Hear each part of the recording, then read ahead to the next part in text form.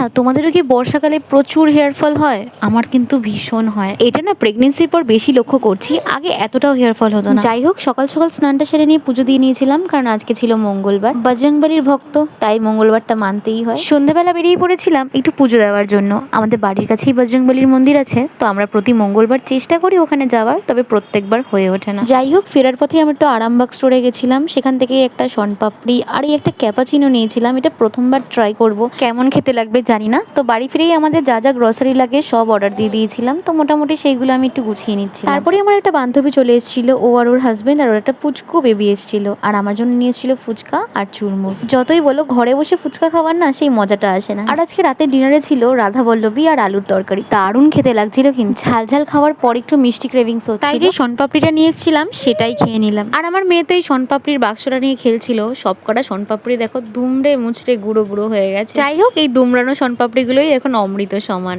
আমি ততক্ষণ শনপাপড়ি খেতে থাকি। তোমরা আমার চ্যানেলটাকে একটু সাবস্ক্রাইব করে দিও। দেখা হচ্ছে নেক্সট মিনি ব্লগে। বাই।